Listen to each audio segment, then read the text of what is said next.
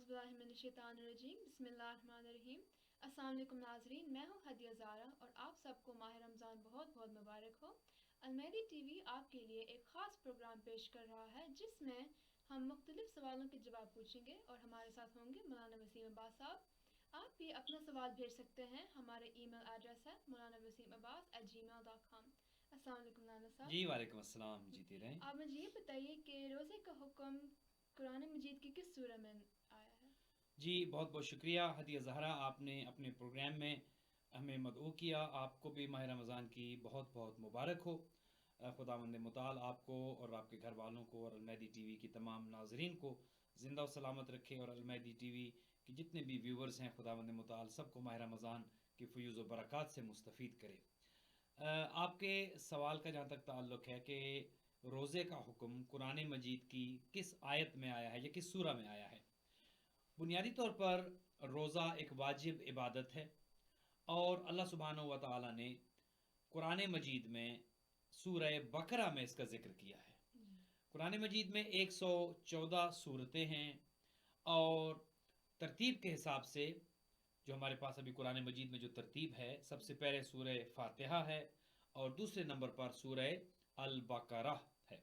सूरह अल बकरा की 183 नंबर आयत में, आयत नंबर 183 में अल्लाह सुब्हानहू व तआला ने रोज़े का जिक्र किया है और आयत कुछ इस तरह से है कि औज़ुबिल्लाहि मिनश्शैतानिर्रजीम बिस्मिल्लाहिर्रहमानिर्रहीम या अय्युहल्लज़ीना आमनू कुतिबा अलैकुमुस्सियामु कमा कुतिबा अलल्लज़ीना मिन क़ब्लिकुम लअल्लकुम तत्तकून।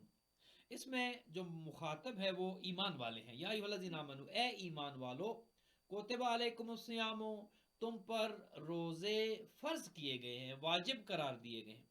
कमा कुतिबा अलल्लज़ीना मिन क़ब्लिकुम, जैसा कि तुमसे पहली उम्मतों पर वाजिब किए गए थे। यहाँ से एक चीज़ हमें और ये समझ आती है कि रोज़े फ़कत मुसलमानों के लिए नहीं हैं, या रोज़े फ़कत आखिरी नबी की उम्मत पर नहीं है। फ़कत कुरान में जिक्र इसका नहीं आया कि रोज़े फ़कत मुसलमानों के लिए। फरमाया या अय्युहल्लज़ीना आमनू, ए साहिबान ईमान, कुतिबा अलैकुमुस्सियामु कमा कुतिबा अलल्लज़ीना मिन क़ब्लिकुम लअल्लकुम तत्तकून। और इसी आय मजीदा में रोज़े का फ़लसफ़ा भी बयान फरमा दिया अल्लाह सुब्हानहू व तआला ने। एक तो यह है कि ईमान वालों से खिताब है, और ईमान वालों से खिताब करते हुए जहां अल्लाह सुब्हानहू व तआला ने ये इरशाद फरमाया कि ए ईमान वालो, तुम पर रोज़े फ़र्ज करार दिए गए हैं, वाजिब करार दिए गए हैं, जैसा कि तुमसे पिछली उम्मतों पर वाजिब करार दिए गए थे। और फिर इसी आयत में अल्लाह सुब्हानहू व तआला ने रोज़े का फ़लसफ़ा भी बयान कर दिया, लअल्लकुम तत्तकून, ताकि तुम मुत्तकी बन जाओ, ताकि तुम परहेजगार बन जाओ। तो एक चीज़ हमें ये समझ आती है कि कुरान मजीद ने रोज़े का फ़लसफ़ा बयान करते हुए मुसलमानों को ये बता दिया कि रोज़ा तुम्हें मुत्तकी बनाएगा, रोज़ा तुम्हें परहेजगार बनाएगा, रोज़ा तुम्हें साहिब तकवा बनाएगा। चूँकि बुनियादी जो हदिया ज़हरा चीज़ है वो ये है, अल्लाह सुब्हानहू व तआला हमें मुत्तकी देखना चाहता है, खुदा हमें मुत्तकी देखना चाहता है, हमारे नबी हमें पाक साफ साहिब तकवा देखना चाहते हैं, हमारे इमाम अहले बैत हमें नेक और मुत्तकी देखना चाहते हैं। मुत्तकी वो कि जो खौफ खुदा रखता हो, जो इबादत की पाबंदी करता हो, जो हराम न बजा लाता हो, साहिब तकवा हो, जो दीन दार हो, जो दीन के अहकाम पर अमल करने वाला हो, जो हलाल मोहम्मद को हलाल जानता हो, जो हराम मोहम्मद को हराम जानता हो, वो मुत्तकी है। जो दीनदार है, जो दीन की बाउंड्रीज को, दीन की हदूद क़यूद को समझता है और उसके अंदर रहता है, वो मुत्तकी है। तो कुरान ये कहता है कि रोज़े तुम पर इसलिए वाजिब किए गए ताकि तुम मुत्तकी बन जाओ। तो आपका जो सवाल था कि किस आयत में या किस सूरा में रोज़े का हुक्म आया है, तो ये सूरह बकरा आयत नंबर 183 में रोज़े के बारे में आयत मौजूद है। और मैं आयत फिर पढ़ देता हूँ, या अय्युहल्लज़ीना आमनू कुतिबा अलैकुमुस्सियामु कमा कुतिबा अलल्लज़ीना मिन क़ब्लिकुम लअल्लकुम तत्तकून।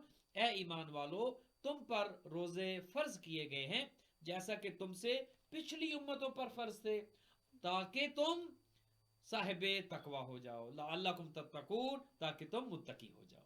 जी। और रोज़े को क्यों वाजिब किया गया है? बहुत अच्छा सवाल है। کہ روزے کو کیوں واجب قرار دیا گیا ہے، اور اس کا جواب بھی شاید پچھلے آپ کے سوال میں کسی حد تک آ چکا ہے. لعلکم تتقون، اسی سوال کا جواب اسی آیت کے آخری دو الفاظ میں ہے کہ خدا یہ چاہتا ہے کہ تم متقی بن جاؤ، تم پرہیزگار بن جاؤ.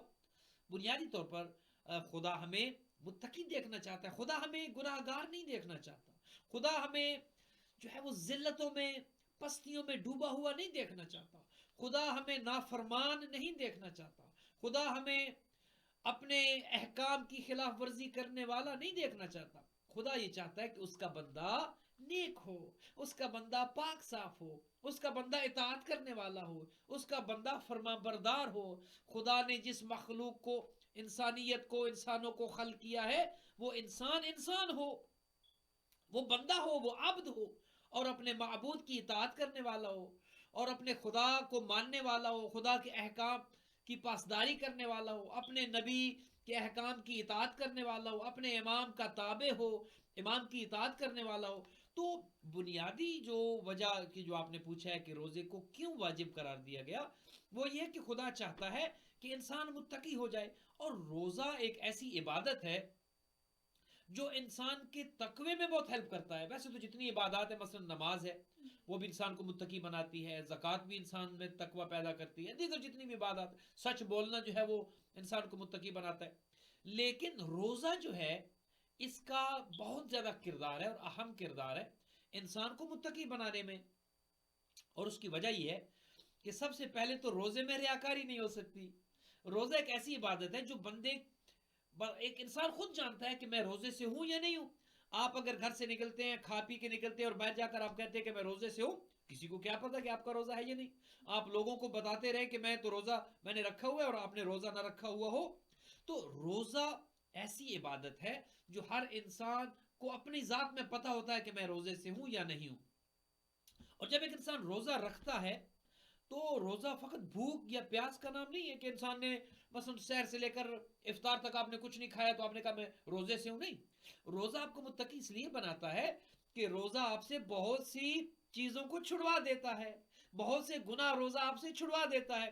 مثلا ایک عام انسان کہ جو عام حالات میں جھوٹ بولتا ہے، روزے کی حالت میں وہ کہے گا کہ نہیں بھائی میں تو ماہ رمضان میں تو جھوٹ نہیں بولوں گا، عام حالات میں جھوٹ بولتا ہوں، میں نے تو روزہ رکھا ہوا ہے لہٰذا آج میں جھوٹ نہیں بولوں گا.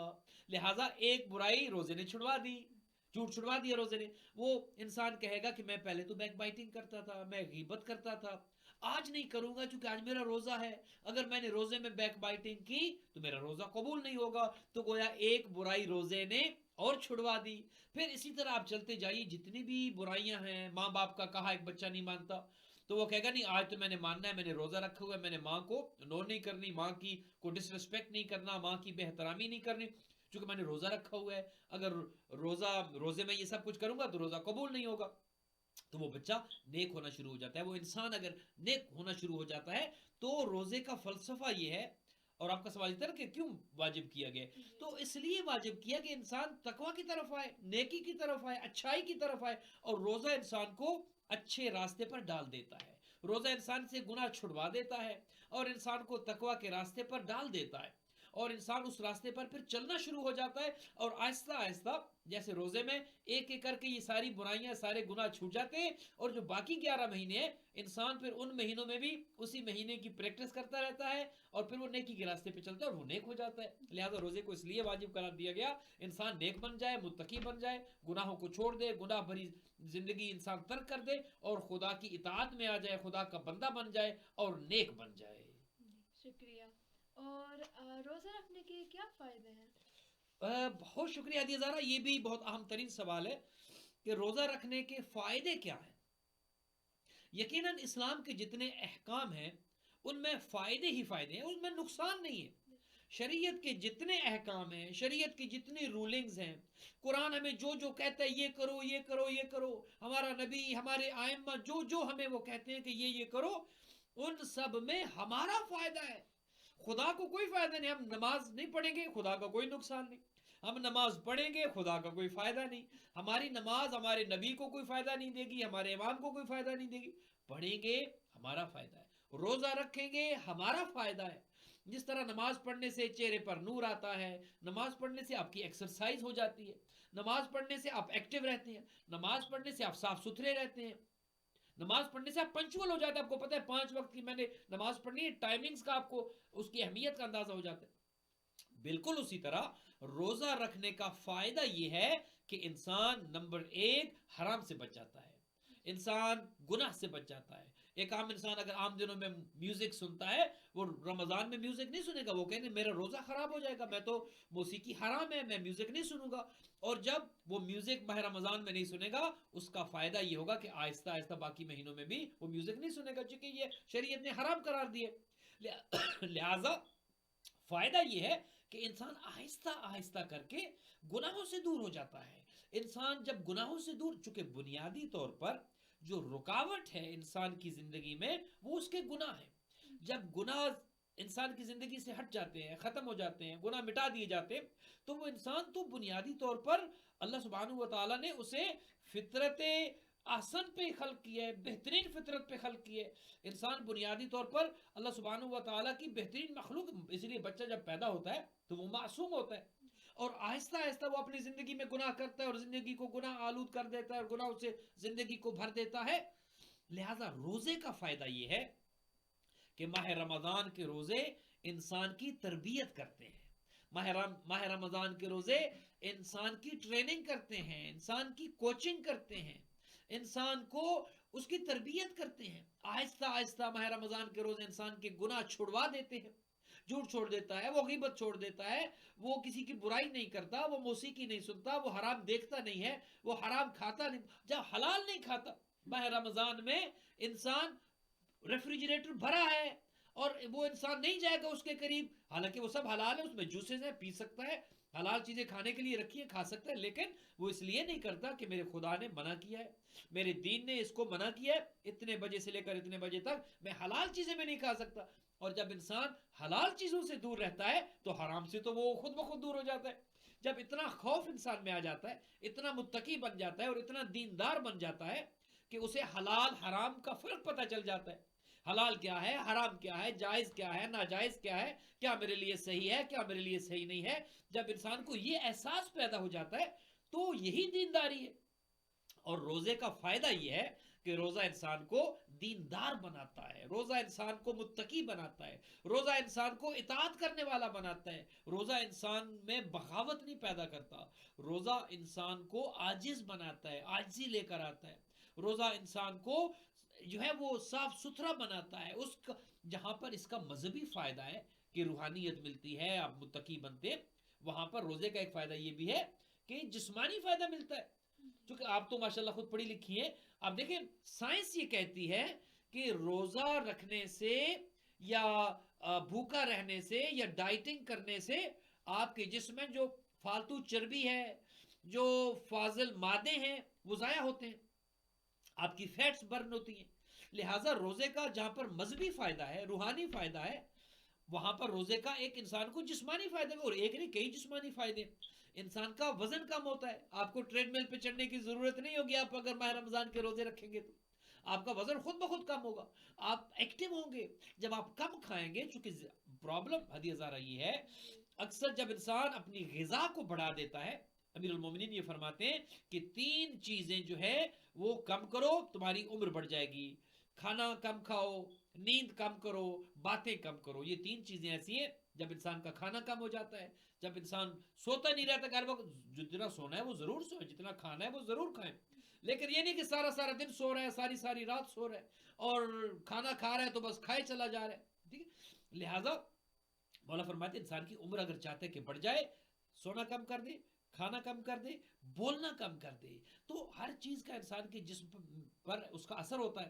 لہذا ماہ رمضان کا فائدہ یہ ہے کہ انسان کو جہاں پر روحانی فائدہ ملتا ہے، جہاں پر اسپرچول اس کے بینیفٹس ہے، وہاں پر اس کا جسمانی فائدہ ہے، اور انسان کا وزن کم ہوتا ہے، انسان کو انرجی ملتی ہے. آپ دیکھیے، آپ کسی ڈاکٹر کے پاس چلے جائیں اور آپ اسے کہیں کہ مجھ میں انرجی نہیں ہے، میں تھکا ہوا ہو رہتا ہوں، یہ تھکی رہتی ہوں، تو ڈاکٹر آپ کو کہے گا کہ آپ بھوکا رہنا شروع کریں. جتنا آپ کے بلکہ برین آپ کا زیادہ کام کرتا ہے، آپ جتنا زیادہ بھوکا ہوں گے، اس کا مطلب یہ نہیں کہ آپ بالکل کھائیں نہیں، لیکن یہ کہ آپ اگر بھوک چھوڑ دیں گے، بس آپ کھانا کھا رہے ہیں اور آپ ابھی تھوڑی سی آپ کی بھوک ہے تو کھانا چھوڑ دیں، اتنا روم آپ اپنے سٹومک میں رکھیں تاکہ وہ ڈائجسٹ ہو جائے. جب آپ اوور لوڈ کر دیتے ہیں، بہت زیادہ کھاتے ہیں، تو انسان کا ذہن کام نہیں کرتا، انسان کی ایکٹیویٹی ختم ہو جاتی ہے، انسان کی انرجی ختم ہو جاتی ہے.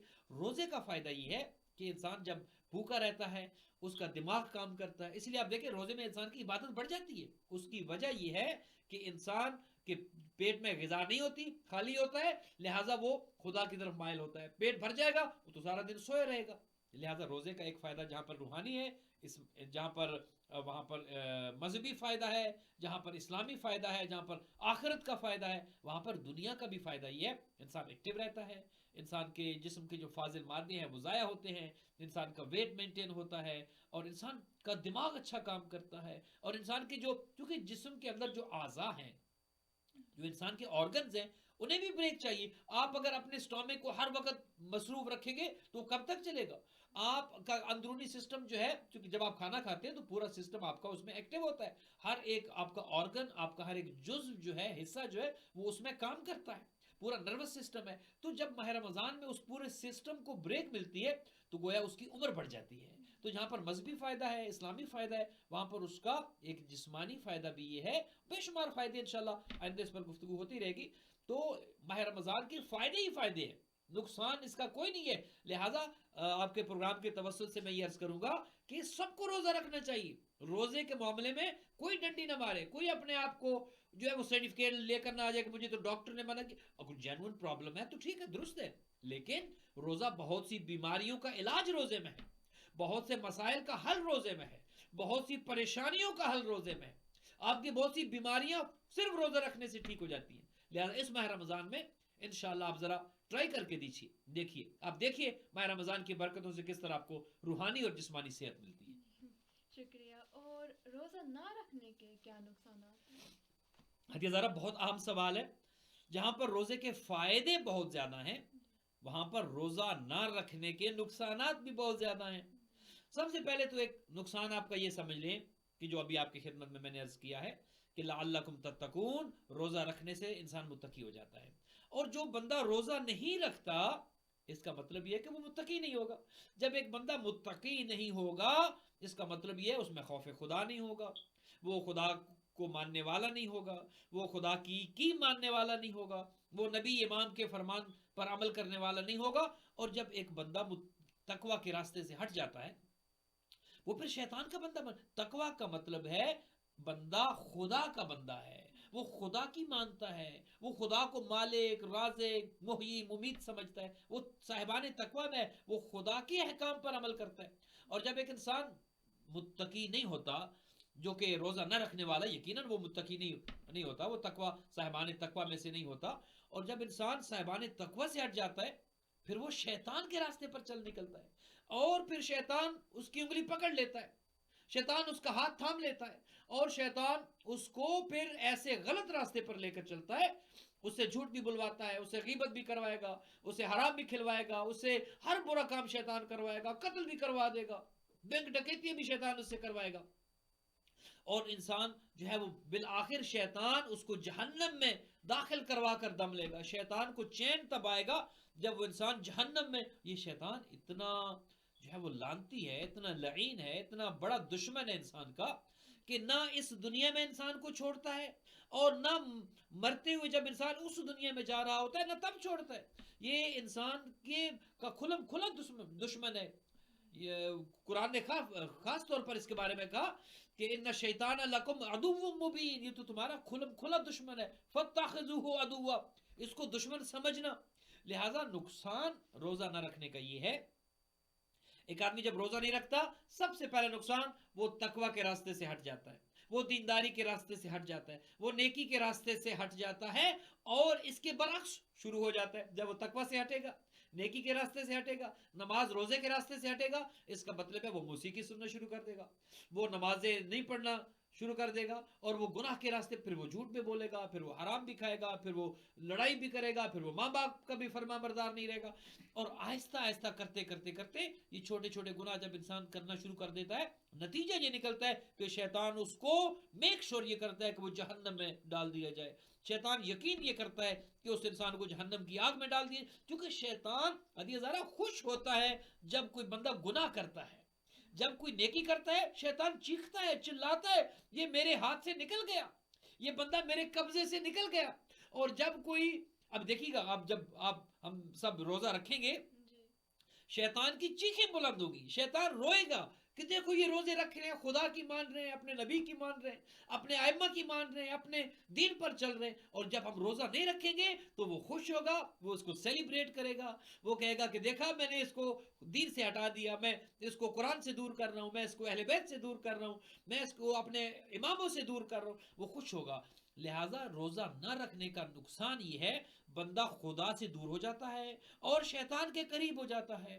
اور جب شیطان کے قریب ہوتا ہے تو شیطان پھر اس سے بہت محبت کرتا ہے، بہت پیار کرتا ہے، شیطان اس کا دوست بن جاتا ہے. اور جس کا دوست شیطان بن جائے اس کا انجام دنیا میں بھی خراب ہے اور اس کا انجام آخرت میں تو یقیناً جہنم کی آگ ہے. لہٰذا روزہ رکھنے کے جہاں پر فائدے بہت ہیں وہاں پر نقصانات بھی بہت زیادہ ہیں، بلکہ نقصانات تو اتنے زیادہ ہیں کہ انسان تباہ ہو جاتا ہے اور انسان کے بچنے کی کوئی امید نہیں رہتی. لہٰذا میں آپ کے پروگرام کی توسط سے یہ گزارش کروں گا، المہدی ٹی وی کے جتنے بھی ناظرین ہیں جو اس پروگرام کو دیکھ رہے ہیں، جو اس کے بعد دیکھیں گے، روزہ ایک ایسی عبادت ہے، دیکھیے سال میں ایک دفعہ یہ مہینہ آتا ہے.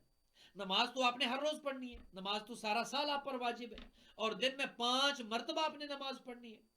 خدا نے دیکھیے کتنا کرم کیا ہے، کتنا فضل ہے اس کا، کتنی عنایت ہے اس کی، کتنی مہربانی ہے اس کی، کہ اس نے 12 مہینوں میں 11 مہینوں میں آپ کو چھٹی دی ہے، کھائیں کھلا کھائیں جتنا مرضی ہے کھائیں.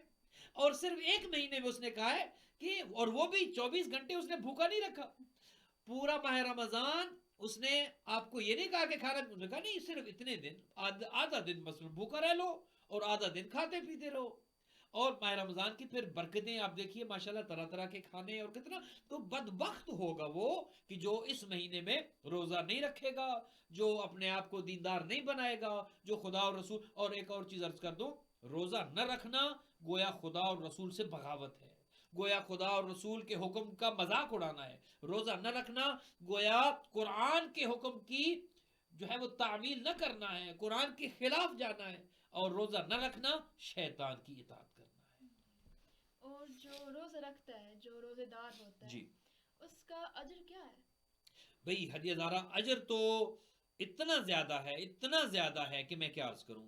شاید جو میں اپنے محدود مطالعہ میں یہ سمجھا ہوں کہ روزہ دار کا اجر شاید نمازی سے بھی زیادہ ہے. اللہ اکبر. ہاں، چونکہ نمازی جو ہے نماز کے لیے بھی بڑا اجر ہے.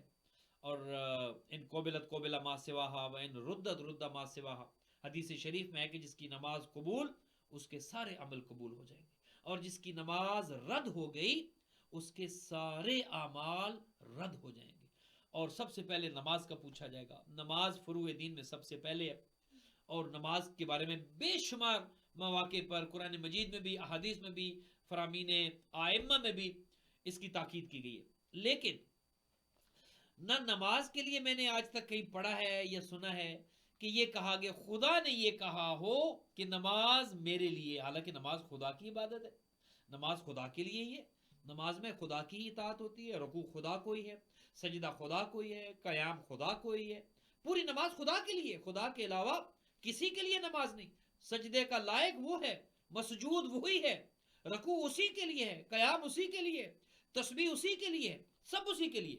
لیکن خدا نے یہ نہیں کہا کہ نماز میرے لیے یا رکوع میرے لیے یا سجدہ میرے لیے.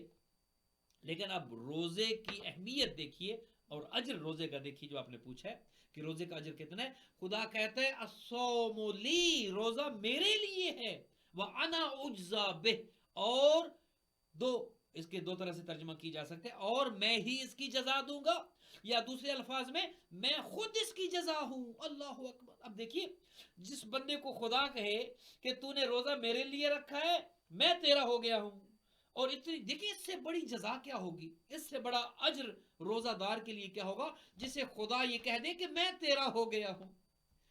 ٹھیک ہے نا, یہ جنت تو بہت چھوٹی چیز ہے, یا دیگر جو نعمتیں جنت میں ملنی ہیں, جب خدا یہ کہہ دے کہ اے روزے دار تیری یہ عبادت خالصتاً میرے لیے تھی, تیرا یہ عمل خالصتاً میرے لیے تھا.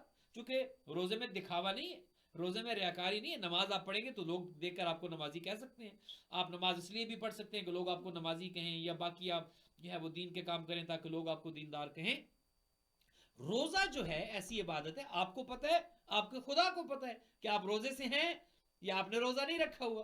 اور خدا یہ کہتا ہے کہ جب بندہ روزہ رکھتا ہے وہ میرے لیے ہے, وہ میرا مہمان ہے. اور ماہ رمضان میں یہ کہا گیا کہ اللہ میزبان ہے, یہ شہر اللہ ہے. روز جو ماہ رمضان کا مہینہ, یہ اللہ کا مہینہ ہے, اللہ اس مہینے میں میزبان ہے.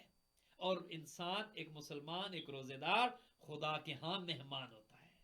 سب سے پہلے اس کا اجر, اس کی جزا تو یہ دیکھ لے کہ آپ دیکھیے اگر ہمارے صدر یا ہمارا جو ہے گورنر, اسٹیٹ کا گورنر یا کوئی وزیر اعظم کسی کو لیٹر لکھے اور کہے کہ آج آپ آئے, میں آپ کو اپنے ہاں دعوت دیتا ہوں, آپ آئے پریزیڈنٹ ہاؤس میں, پرائم منسٹر ہاؤس میں, تو بندہ کتنا خوش ہوتا ہے کہ مجھے دعوت دی ہے, مجھے انہوں نے بلایا, صدر نے بلایا, وزیر اعظم نے بلایا, کتنا خوش ہوتا ہے بندہ. اب دیکھیے وہ جو سب صدور سے بڑا صدر ہے, وہ جو سب حکمرانوں سے بڑا حکمران ہے, وہ اس مہینے میں بلا رہا ہے کہ آؤ میں تمہارا میزبان ہوں, آؤ میں ہوسٹ ہوں تمہارا, تم سب میرے مہمان ہو, آؤ میرے دسترخوان پر آؤ. کتنا فخر ہونا چاہیے کہ وہ خدا ہمیں اپنا مہمان بنا رہا ہے اور وہ ہمارا میزبان. سب سے بڑی جزا تو اس کی یہ کہ خدا خود ہمارا میزبان ہے اس مہینے میں, اور ہم خدا کے مہمان ہیں. کتنی ہماری عزت ہے, کتنا ہمارا مقام ہے, کتنا ہمارے لیے باعث فخر ہے کہ خدا ہمارا میزبان ہے اور ہم خدا کے مہمان ہیں. سب سے بڑا اجر تو یہ. اور پھر خدا نے کہا کہ یہ عبادت جو تم کر رہے ہو یہ میرے لیے ہے, اصوم علی, روزہ میرے لیے, وَأَنَا أُجْزَابِ, اور میں اس کی جزا ہوں. یعنی جو روزہ رکھے گا گویا اس نے خدا کو پا لیا, جو روزہ دار ہوگا, جو روزہ رکھے گا, گویا اسے خدا مل گیا, اور جسے خدا مل گیا اسے مصطفیٰ مل گیا, اسے مرتضیٰ مل گیا, اسے مجتبیٰ مل گیا, اسے دین و دنیا کی کامیابی مل گئی. شکریہ مولانا صاحب. ناظرین آپ سب کا بھی بہت بہت شکریہ. اپنا خیال رکھیے گا اور اپنا فیڈ بیک دینا نہ بھولیے گا. کل ملاقات ہوگی. اللہ حافظ.